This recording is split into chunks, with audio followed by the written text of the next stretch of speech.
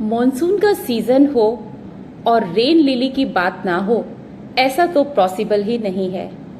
Rain lily plant ज़्यादातर घरों में आपको बरसात के मौसम में फ्लावरिंग करता हुआ नज़र आ जाएगा। ये बहुत सारे कलर्स और वैरायटी में आजकल आने लग गया है।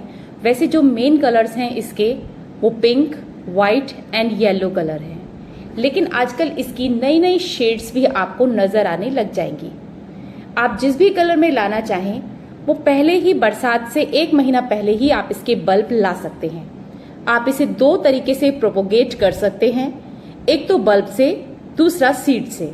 अगर आप सीड से लाएंगे तो आपके गमले में बहुत ज़्यादा फ्लावरिंग होगी और बहुत ज़्यादा सीड्स जो है वो जर्मिनेट हो जाते हैं। दूसरी बात यह है, जब आप इसे बल्ब से लाते हैं तो भी इससे जो है पूरा गमला आपका अपने आप ही भर जाता है, क्योंकि इसके बराबर से नए नए बेबी प्लांट्स निकलते रहते हैं। तो अगर आपके पास एक बल्ब भी कहीं से आपको अरेंज आप कर पाए आसपास किसी से भी, तो ये बल्ब से भी बड़े आसानी से लगाया जा सकता है। वैसे तो अगर आप इसे नर्सरी से लाते हैं तो ये 20 से 30 रुपए से लेकर और 50 रुपए तक बड़ी ही आसानी से मिल जाते हैं। इसकी कलर की वैरायटी बहुत होती है, तो आपको इसके कलर्स जो भी आपको पसंद आए, मैं तो कहती हूँ जब भी आप नर्सरी जाएं तो इसके सारे कलर्स ही ले लेने चाहिए, क्योंकि बहुत ही सस्ता प्लांट है और पूरी बरसात ये आपको भर भर कर फ्लावरिंग देगा। बहुत ज़्यादा सुंदर लगता है गार्डन में रखा हुआ। बारिश में बहुत कम प्लांट्स ऐसे होते हैं जो फ्लावरिंग करते रहते हैं, क्योंकि बारिश की वजह से उनके फ्लावर खराब हो जाते हैं। लेकिन रेन लिली एक ऐसा प्लांट होता है जिसे बारिश में ही आप फ्लावरिंग ले सकते हैं, और इसीलिए इसका नाम भी रेन लिली ही पड़ा है। तो देखिए, ये ऑरेंज और येलो कलर के बड़े ही सुंदर से कलर्स हैं। आजकल कलर्स की वैरायटी जो है वो काफी आ गई है इसमें। पहले 2-3 कलर्स ही आया करते थे।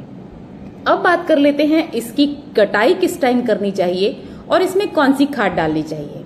तो दोस्तों, बारिश की शुरुआत से पहले ही आपको इसको जो है अच्छे तरीके से कट कर देना है। उसमें डाल देनी है अपनी वर्मी कंपोस्ट, या फिर जो भी आपके पास काउडंग कंपोस्ट हो या फिर किचन की कंपोस्ट हो, तो आप कोई भी कंपोस्ट डालेंगे ये उस सभी को जो है बहुत आसानी से एब्जॉर्ब कर लेता है, और उसका इफेक्ट भी जो है आपको फ्लावर के माध्यम से दिखना स्टार्ट हो जाता है। जब भी आप इसमें खाद डालें या फिर इसकी कटाई करें, इसकी गुड़ाई नहीं करनी होती है गाइस। गुड़ाई करेंगे तो नीचे से जो बल्ब हैं वो खराब हो जाएंगे, कट जाएंगे, और आपका जो फ्लावर है वो प्लांट जो है वो फ्लावरिंग नहीं करेगा। बारिश में बाहर निकालना इसको बहुत ज्यादा जरूरी होता है। अब बात करते हैं इसके सीड्स की। तो सीड्स जो हैं फ्लावरिंग के बाद ही आपको इसमें देखने को मिलेंगे। अगर आप खुद ही अगले साल के लिए भी सीड्स जो है रखना चाहते हैं, कलेक्ट करके रखना चाहते हैं, तो सीड पॉट जो है वो आफ्टर फ्लावरिंग आपको दिखने स्टार्ट हो जाएंगे। एक सीड पॉट में आपको जो है 20 से 30 सीड्स जो है मिल जाते हैं बिना कुछ खर्च किए। तो सीड पॉट से आपको सीड्स जरूर कलेक्ट करके रखने चाहिए हर साल आपको, अगर इससे फ्लावरिंग लेनी है तो। अगर आपको बरसात से पहले सीड्स लगाने हैं तो उसका समय भी आपको बता देती हूँ कि वो किस टाइम पर आपको लगाना चाहिए।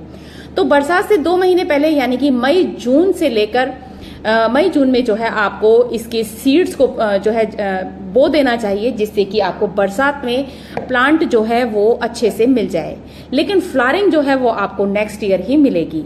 इस चीज के लिए आपको पूरी तसल्ली करनी पड़ेगी। और ये देखिए, एक ही फ्लावर में से इतने सारे सीड्स निकल कर आ जाते हैं कि आपको बहुत ज्यादा सीड पॉट बनाने की जरूरत भी नहीं पड़ती। कलर्स के, अगर आपको अलग अलग कलर्स के सीड्स चाहिए तो वो आप जो है लिख कर रखिएगा कि ये कौन से कलर के सीड्स हैं। सब सीड्स को अलग अलग रखिए, जिससे कि आपको पहचानने में किसी तरह की दिक्कत ना हो। अब इसकी मिट्टी की बात कर लेते हैं। अगर आपने सीड्स बोने हैं तो आपको इसकी कैसी मिट्टी रखनी है। तो आपको रखना है 80% आपको नॉर्मल गार्डन सॉइल रखनी है, प्लस 20% आपको इसमें रेत रखनी है, यानी कि सैंड। ये अगर आप रेशियो रखते हैं तो आप अपने सीड को जल्दी से वो जर्मिनेट हो जाते हैं, और मुश्किल से 6 से 10 दिन में सीड्स से जो है आपको प्लांट नजर आना शुरू हो जाएगा। आपको इसे प्लांट को जो है फुल सनलाइट में ही रखना होता है, इसका कुछ भी बिगड़ता नहीं है।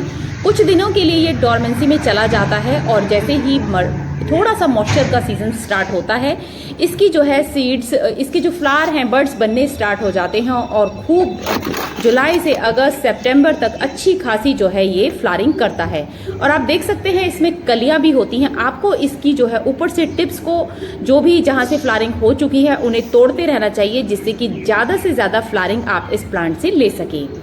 बहुत सारे कलर्स इसमें आते हैं। जब आप इनके बल्ब लगा रहे हो तो बहुत ज़्यादा गहरा लगाने की ज़रूरत नहीं है, बस 1 से 1.5 इंच नीचे ही अगर आप बल्ब लगा देते हैं तो बहुत ही आसानी से जो है ये प्लांट आपका रेडी हो जाता है।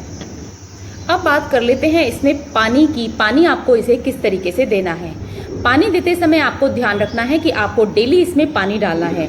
जनरली होता क्या है, बल्ब वाले जो प्लांट होते हैं उनमें पानी कम डाला जाता है, लेकिन रेन लिली एक ऐसा प्लांट होता है जिसे आपको डेली ही वाटरिंग करना होता है। लेकिन आपको इसकी मिट्टी ऐसी बनानी है कि बिल्कुल पोरस हो और बिल्कुल वेल ड्रेन मिट्टी हो कि पानी नीचे से निकल जाए। ऐसा ना हो कि नीचे जो है गल जाए और कीचड़ की तरह आपकी मिट्टी नहीं होनी चाहिए। तो आपको मिट्टी जो है वो वेल ड्रेन बनानी है, पोरस बनानी है, जिससे कि आपका जो प्लांट है वो हमेशा हरा भरा बना रहे। कहने का मतलब ये है कि आपको इसकी मिट्टी ऐसे तैयार करनी है कि ये मॉइस्चर को होल्ड करके रखे, लेकिन नीचे जो है मिट्टी में पानी रुके नहीं। अब बात करते हैं इसको धूप कितनी चाहिए होती है। तो दोस्तों इस प्लांट को धूप जो है 2-3 घंटे की काफ़ी होती है, लेकिन अगर आपकी साइड धूप बहुत कम आती है तो आप इसे पूरा दिन बाहर रख सकते हैं और पूरे दिन की धूप आप इसको दिखा सकते हैं।